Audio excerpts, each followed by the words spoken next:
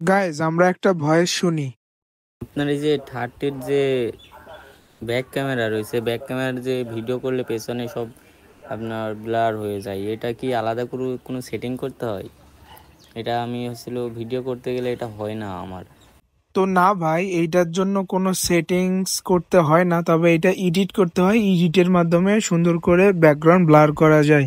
বেশি কথা না বলে ক্যাপকাট থেকে ব্যাকগ্রাউন্ড ব্লার করা শিখি। প্রথমে আমরা ক্যাপকাট ওপেন করে নিব। ওপেন করে নেওয়ার পর নিউ প্রজেক্টের উপর ক্লিক করব। নিউ প্রজেক্টে ক্লিক করে আমাদের পছন্দ মতো একটা ভিডিও নেব, মানে যেটা ব্যাকগ্রাউন্ড ব্লার করতে হবে ওইরকম একটা পছন্দ মতো ভিডিও নিব। তো ভিডিও নেওয়ার পর ভিডিওর পিছনে যে ক্যাপকাটের লোগো আছে ওটা কেটে দিব।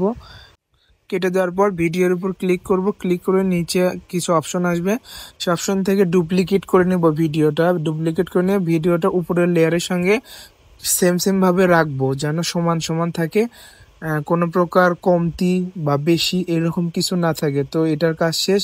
এরপর আমরা কাট রিমুভ অপশনে যাব। নিচের লেয়ারটাকে রিমুভ করার জন্য রিমুভ অপশনে যাব, দিয়ে অটো রিমুভাল সেট করে রিমুভ করে নিব। রিমুভ হইতে একটু সময় লাগবে। আমাদের রিমুভ করা শেষ। আমরা টিক মার্কে ক্লিক করব। ক্লিক করার পর সবকিছু কেটে দিয়ে ইফেক্টের উপর ক্লিক করে ভিডিও ইফেক্টে যাব। ভিডিও ইফেক্টে যাওয়ার পর হলো বুলার নামে একটা ইফেক্ট রয়েছে, ওইটার উপর ক্লিক করলে ব্যাকগ্রাউন্ডে ব্লার হবে। তবে এখানে আরেকটু কাজ করতে হবে।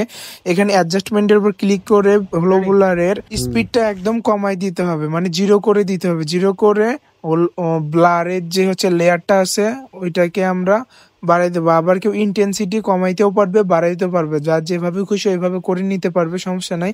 তারপর দেন আমরা হচ্ছে ব্লারের লেয়ারটাকে একদম ভিডিও শেষ পর্যন্ত নিয়ে যাব। যতটুকু আমাদের ভিডিও ততটুকু পর্যন্ত নিয়ে যাব। এই তো আমাদের ব্যাকগ্রাউন্ড ব্লার করা শেষ।